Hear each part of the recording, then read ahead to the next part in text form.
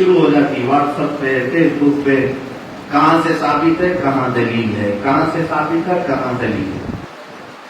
میرے عزیزوں، ہمارے بزرگ استاد نے کہا تھا میلاد منانے کے لیے صحیح دلیل کی نہیں، صحیح دل کی ضرورت ہے۔ پہلے صحیح دل تو ہو۔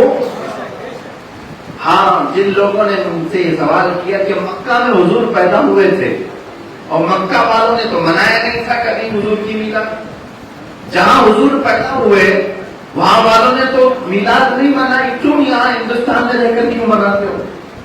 میرے عزیز، اس کا پہلا جواب یہ ہے کہ مکہ میں جب حضور پیدا ہوئے تھے تو کافر تھے یا مومن تھے؟ سارے کو کون تھے؟ سوائے بی بی آمنہ اور حضرت عبد المطلب کے کوئی ایمان والا نہیں تھا۔ تو وہاں تو کفار و مشرکین تھے۔ کفار و مشرکین اگر میرے نبی کی میلاد نہ منائے تو ہمیں کیا ٹینشن ہے؟ ہمیں کون سی فکر ہے؟ وہ لوگوں، ان لوگوں سے ہمارا مطالبہ بھی نہیں، آج بھی وہ لوگ نہیں مناتے۔ ہم تھوڑی نہ جا کر کے کہیں گے آر ایس ایس والے میلاد نہیں مناتے، ہم کو کیا تعلق ہے؟ ہاں، ان سے کہتے ہیں جو خود اپنے آپ کو مسلمان بھی کہیں اور کہیں کہ حضور کی میلاد نہیں۔ اب سنیے، جن لوگوں نے کہا مکہ والے تو حضور کی میلاد نہیں منائے، جواب تو یہ ہے کہ وہ کفار و مشرکین سے حضور 40 سال کے بعد اعلان نبوت فرماتے، اس کے بعد ایمان والے وہاں شروع ہوئے۔ اب دوسری بات تو یہ ہے کہ ٹھیک ہے، مکہ والوں نے تو نہیں منایا، مکہ والوں نے نہیں منایا، ہم مان لیتے ہیں آپ کی بات، لیکن حضور کی عمر جب 53 سال کی ہوئی، جب میرے آقا مکہ سے ہجرت کر کے مدینے آئے تھے، تو آپ کو وہ منظر یاد ہے مدینے والوں نے کیا خوشیاں منائی تھی؟ ایک دن نہیں، مسلسل 9 دن سے مدینے والے حضور کا انتظار کر رہے تھے اور ایک اونچے ٹیلے پر جمع ہوتے، روزانہ انتظار کرتے، شام ہوتی گھر چلے آتے۔ 9ویں دن جب میرے آقا صلی اللہ علیہ وسلم ابو بکر صدیق رضی اللہ عنہ کے ساتھ مسجد اقصی کی طرف سے نمودار ہوئے تو مدینے والوں کی خوشیوں کے ٹھکانے نہیں تھے۔ حدیث پاک میں موجود ہے، بچیاں دف لے کر ہاتھ میں بہت کرتی، حبشی غلام اپنے نیزے لے کر، بھالے لے کر کے اپنی خوشیوں کے انداز میں رقصاں آ کے باہر آ گئے، جوان اور بوڑھے سب گلیوں میں باہر آئے، عورتیں اپنی چھتوں پر، اور سب مدینے کی چھوٹی بچیاں باہر آ کر کے کیا کہتی تھی، جس کو آج بھی ہر سنی مسجد سے کہا جاتا ہے، طلع البدر علینا من ثنیات الوداع وجب الشکر علینا ما دعا للہ داعی۔ یہ کس کے ترانے ہیں؟ یہ مدینے والی بچیوں کے ترانے ہیں۔ وہ کیا کہتی تھی؟ کبھی ترجمہ آپ نے کسی سے پوچھا، وہ مدینے کی چھوٹی بچیاں کیا کہہ رہی تھی؟ ایسا تیرا کتنا بڑا شکر ہے کہ ثنیۃ الوداع کی گھاٹیوں سے ہمارے اوپر چودھویں کا چاند طلوع ہو چکا۔ میرے مصطفیٰ کو دیکھ کر ان بچیوں نے کیا کہا تھا؟ چودھویں کا چاند طلوع ہو گیا جو پورے مدینے کو روشن کرے گا۔ آپ مجھے بتائیں، صحابہ کہتے ہیں ثنیۃ الوداع سے لے کر ابو ایوب انصاری کے مقام تک حضور صلی اللہ علیہ وسلم کے پیچھے یہ پورے مدینے والوں کا جلوس چلتا رہا۔ مدینے کی گلیوں سے یہ جلوس ہوتا ہوتا حضرت ابو ایوب انصاری کے مقام پر ختم ہوا۔ اب مدینے والوں بچیوں نے دف بجا کر کے خوشیاں منائی، حبشی غلام نیزے اور بھالے لے کر خوشیاں منائے، جیسے جیسے ان کے انداز تھے۔ اب تم کہتے ہو حضور جب آئے مکہ میں تو مکہ والے خوشیاں نہیں منائے، ہم کہتے ہیں مدینے والے تو منائے۔ تمہاری قسمت میں مکہ کے کافر آئے، ہماری قسمت میں مدینے کے ایمان والے۔ تم مکہ کے کفار مشرکین کی اقتدا کرو اور مدینے والے محبت والوں کی اقتدا کرو جو رسول اللہ صلی اللہ تعالی علیہ وسلم پر جان لٹا دیتے تھے، ہم ان مدینے والوں کی اقتدا بھی کرتے ہیں آج تک الحمدللہ۔ یہ میلاد مصطفیٰ پر جو سوالات آتے رہتے ہیں، ہر سال آتے رہتے ہیں۔ اب سوشل میڈیا کا زمانہ ہے، نوجوان دیکھتے ہیں سوشل میڈیا پر اور گھبرا جاتے ہیں، ارے اس کا کوئی جواب ہے کہ نہیں، مولانا ہے کہ نہیں۔ کتابیں پڑھنے سے تو اب ختم ہو گیا زمانہ، ہر نوجوان اب سارا کچھ علم گوگل سے حاصل کرتا ہے۔ حالات تو ایسی ہیں، اکثر کو جا کر کے دیکھیں گے تو یہ گوگل کے شاگرد ملے، واٹس ایپ یونیورسٹی سے تو کتنے لوگ ڈگریاں حاصل کر چکے ہیں. یہ تمام حالات ہیں. آج اصل کتابوں کی طرف تو مطالعہ بھی نہیں کرتے. اس لیے ہمیں برسر ممبر یہ اعلاناً کہا جانا پڑتا ہے کہ میلاد کی ایک دو نہیں سینکڑوں دلیلیں موجود ہیں، لیکن دلیل اس کو دی جائے جو تسلیم کرنے والا ہو. اسی لیے سب سے پہلے میں نے کہا صحیح دلیل نہیں، پہلے صحیح دل کی ضرورت ہے. ہاں صحیح دل کی ضرورت ہے. میرے آقا صلی اللہ تعالیٰ علیہ وسلم کی محبت میں آج ہی میں ایک پوسٹر دیکھ رہا تھا سعودی عرب کے ایک سڑک پر لگایا ہوا ہے. وہاں پر جب بھی ہم جاتے ہیں دیکھتے رہتے تھے بادشاہ کی بڑی تصویر لگی ہے اور کسی ہاسپٹل سے صحیح ہو کر کے آیا ہے. کوئی سڑن رہی ہوگی پھر صحیح ہو کر کے آ رہا تھا تو اس کے استقبال میں جگہ جگہ پوسٹر لگایا ہوا ہے. اس پر لکھا ہوا ہے عیدنا عافیتک، تمہارا صحیح ہونا ہماری عید ہے. بادشاہ کے لیے کیا کہہ رہے ہیں؟ تمہارا صحیح ہو جانا، تمہیں شفا مل جانا یہ ہماری عید ہے. تم سڑے پڑے بادشاہوں کے صحت یاب ہونے کو عید کا دن کہتے ہو. الحمدللہ ہم سنی مصطفیٰ کی آمد کو سب سے بڑی عید ہے. کیوں نہ عید ہو؟ آپ لوگ یہ کہتے ہیں نہیں اس کو قرآن میں کہیں آیا نہیں. ایک صاحب تو کہتے تھے مولانا آپ تو کہتے ہیں یہ عید میلاد جو ہے سب سے افضل ہے، اس کا ذکر قرآن میں آیا نہیں. لیلۃ القدر کا تو آیا ہے. لیلۃ القدر رمضان میں وہ 1000 راتوں سے افضل ہے. دوسرے مہینوں کا ذکر آیا ہے قرآن میں لیکن اس کا نہیں آیا. ہم نے ان سے سوال کیا کہ لیلۃ القدر 1000 راتوں سے افضل ہے کہ بتایا کس نے؟ کس نے بتایا؟ محمد رسول اللہ نے بتایا. یہ سورہ قدر کس پہ نازل ہوئی؟ رسول اللہ پہ نازل ہوئی. اگر وہ رسول نہ آتے تو نہ تجھے لیلۃ القدر پتہ ہوتی، نہ برات معلوم ہوتی، نہ شب معراج معلوم ہوتی، نہ ہی تمہیں رمضان معلوم ہوتا، نہ قرآن نہ رحمان کا پتہ ملتا. اس رسول پاک کی آمد کے صدقے ساری چیزیں ملی ہیں. اسی لیے ہم کہتے ہیں کہ یہ 12 ربیع النور جو ہے ہم لوگوں کے لیے نہیں پوری کائنات کے لیے عظیم دن ہے. پوری کائنات کے لیے عظیم دن ہے. اسی لیے امام شمن فاضل بریلوی کے برادر گرامی فرماتے ہیں پیارے ربیع الاول تیری جھلک کے صدقے، پیارے ربیع الاول تیری جھلک کے صدقے چمکا دیا نصیبہ صبح شب ولادت. بیت اقصی بام کعبہ بر مکان آمنہ، 3 جگہ جبرائیل امین نے جھنڈا لگایا تھا. بیت المقدس پر، خانہ کعبہ پر، حضرت آمنہ کے گھر پر 12ویں رات کو. بیت اقصی بام کعبہ بر مکان آمنہ نصب پرچم ہو گیا صبح شب ولادت. اور اس کے بعد کہتے ہیں آئی نئی حکومت سکہ نیا چلے گا. آئی نئی حکومت سکہ نیا چلے گا. عالم میں رنگ بدلا صبح شب ولادت. نثار تیری چہل پہل پر ہزاروں گینے ربیع الاول، سوائے ابلیس کے جہاں میں سبھی کو خوشیاں مناتے ہیں. عزیزان گرامی وقار، مصطفیٰ کریم صلی اللہ تعالیٰ علیہ وسلم کی آمد کے تذکرے سبوں نے کیے، خود بی بی آمنہ نے بیان کیے ہیں اور صحابہ اکرام نے اس کو روایتاً اب تک ہمارے سامنے، اب تک ہم تک نقل بھی کیا ہے. جو بات میں عرض کرنے جا رہا ہوں وہ یہ ہے کہ آپ کو پتا ہے حضور کی آمد کے وقت 3 بڑے واقعات پیش آئے تھے. 3 بڑے واقعات پیش آئے تھے. ملک فارس جس کو آج ایران کہتے ہیں، عراق بھی کہتے ہیں. عراق الگ ہو گیا، ایران الگ ہو گیا. یہ دونوں ملا کر کے پہلے فارس کہلاتا تھا. فارس میں ایک آگ جلائی جاتی تھی 1000 سال سے، جس کی پجاری لوگ پوجا کرتے تھے. اگنی ہومن کیا جاتا. 1000 سال سے اس آگ کو بجھنے نہیں دیا جاتا تھا. اور 12 ربیع الاول کے دن اچانک وہ آگ گل ہو گئی.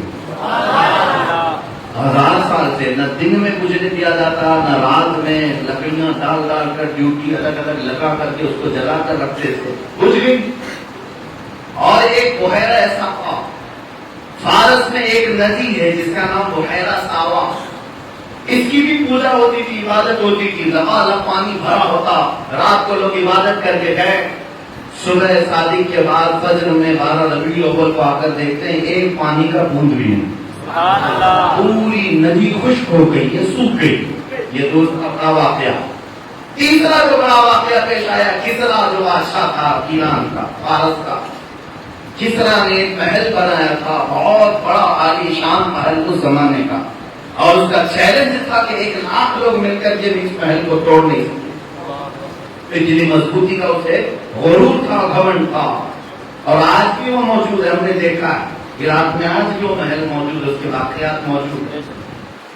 کسرا کا محل مدائن شہر میں 12 ربیع الاول کو اچانک ایسا ہوا کہ اس قلعے کے اندر زلزلہ آ گیا اور ایک دیوار پوری طرح گئی، شگاف آ گیا، گرا تو نہیں لیکن دیوار شگاف ایسا آیا ہے کہ آج بھی وہ دیوار ترکیب بھی موجود ہے، اس میں سے ایک آدمی اندر سے باہر آ سکتا، اندر سے باہر جا آ سکتا ہے۔ اس دیوار سے اس طرف اتنی موٹی درار آ گئی۔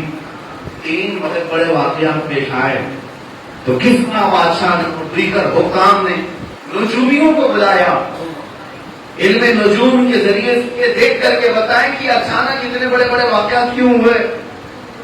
سارے نجومی آئے، کیلکولیشن کیا، آسٹرونومی، آسٹرولوجی، جتنے لوگ اپنے اپنے علم کے ماہر تھے سب آئے، تاروں کے علم سے انہوں نے اپنا علم نکالا کہ یہ آگ 1000 سال کے بعد اچانک کیوں بجھی، یہ بحیرہ صافا اچانک سوکھ کیسے گیا، اس محل میں زلزلہ کیسے آ گیا، اور یہ دیوار کیسے تڑک گئی، اس کے اندر درار کیسے آ گئی۔ سبوں نے اپنے علم نجوم سے جو نتیجہ نکالا اور جو جواب بادشاہ کو دیا اسی کی ترجمانی شاعر نے کیا تھا، آئی نئی حکومت، آئی نئی حکومت، سکہ نیا چلے گا، عالم میں رنگ بدلا، صبح شب ولادت۔ نجومیوں نے بتایا کہ بادشاہ آج ایک ایسے بچے کی ولادت ہوئی ہے جو پوری کائنات پر حکومت کرے گا۔ میرے عزیزوں، اب آپ کو میں نے ایک بات بتا دی، اب یہ واقعات اپنے ذہن میں رکھیں۔ فارس میں کیا ہوا تھا، قلعے کے اندر زلزلہ آ گیا، آگ بجھ گئی، دریا سوکھ گیا، اتنے بڑے بڑے واقعات آئے۔ کس دن آئے؟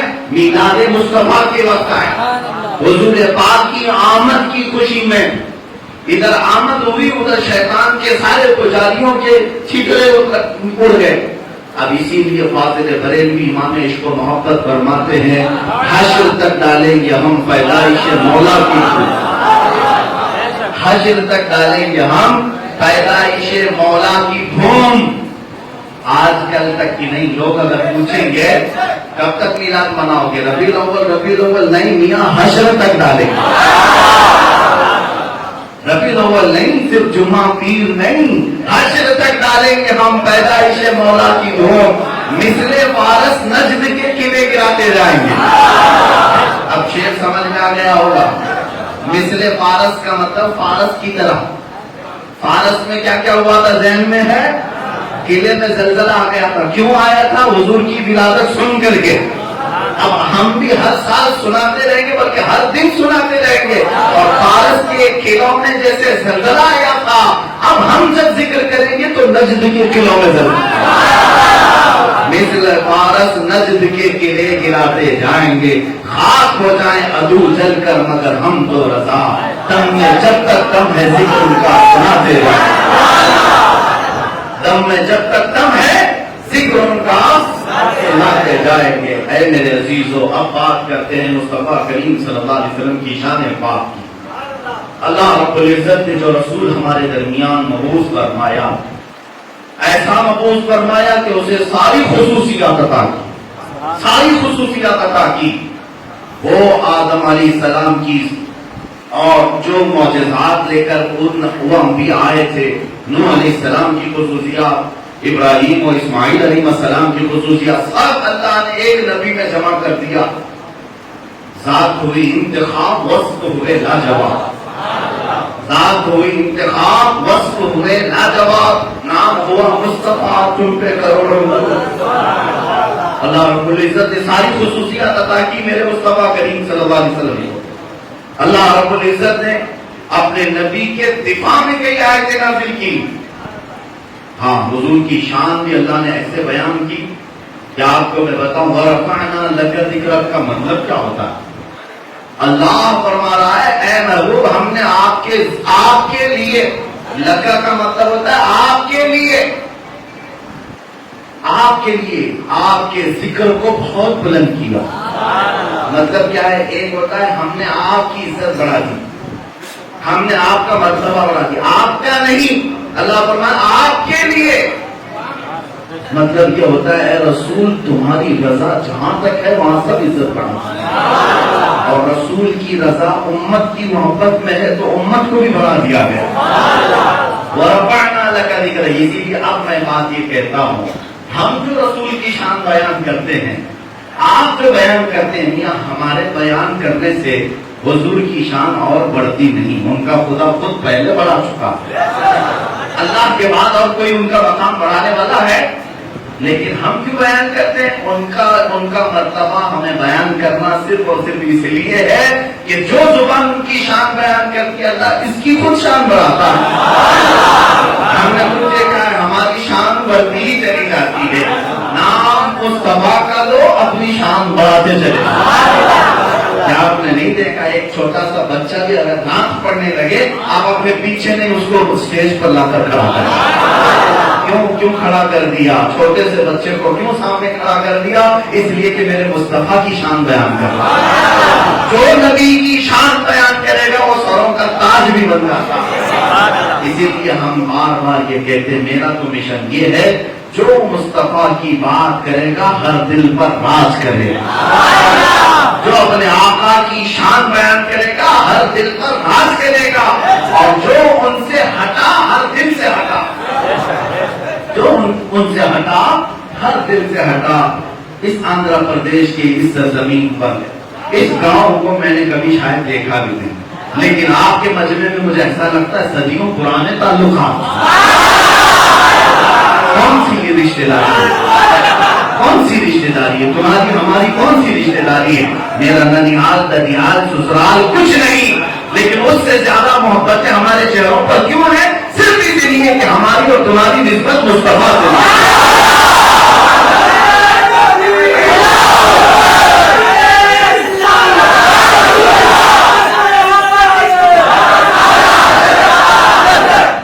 یہ جو ہماری نسبتیں ہیں یہ ہمیں ہر جگہ ممتاز کرتی ہیں۔ تم اگرچہ مجھے نہیں پہچانتے، میں اگرچہ تمہیں نہیں پہچانتا، لیکن دونوں نے اگر ایک نبی کا نام لے لیا تو سگے بھائی بھی بن جاتے ہیں۔ دنیا میں ایسا مزاج کہیں دیکھنے کو نہیں ملتا، ایسا مزاج کہیں دیکھنے کو نہیں ملتا۔ اگر آپ دیکھیں کہ سیٹھوں کی غلامی کرنے والے کو حقارت سے دیکھا جاتا، آپ کسی بھی کمپنی کا مالک ہو کیا کرتے ہو؟ یہاں مزدور ہیں، ملازم ہیں، تو ملازم ہی سمجھا جاتا ہے، لیکن بادشاہ کا رہنے والا کالا بھی کیوں نہ ہو، مصطفیٰ کی غلامی کرتا ہے تو چاند بھی رشک کرتا ہے، چاند بھی اس پر رشک کرتا ہے۔ اور اتنا ہی نہیں میرے عزیزو، مصطفیٰ کی غلامی میں جو چلا گیا، آپ کو پتا ہے حضور پاک صلی اللہ تعالیٰ علیہ وسلم کا جب فتح مکہ کے دن حضور تشریف لائے 10,000 صحابہ کے ساتھ، مکہ بغیر جنگ و جدال قتل و قتال کے فتح ہو گیا۔ حضور نے خانہ کعبہ کو پاک کیا، پہلی اذان دینی تھی خانہ کعبہ میں، اور خانہ کعبہ کی چھت پر چڑھایا کس کو؟ اسی بلال حبشی کو چڑھایا جن کے پیر میں رسی باندھ کر کے مکہ والے کھینچتے تھے، ان کے سینے پر گرم سل رکھ کر کے ان کو جلایا جاتا تھا، ان کو انگاروں پر دہکایا جاتا تھا، اور جتنی مشقتیں مصیبتیں بلال حبشی نے مکہ کی گلیوں میں اٹھائی کسی اور نے نہیں اٹھائی، لیکن چند سالوں کے بعد وہی بلال ہے، بڑے بڑے اجلہ صحابہ نیچے کھڑے ہیں اور بلال خانہ کعبہ کی چھت پہ کھڑے ہیں۔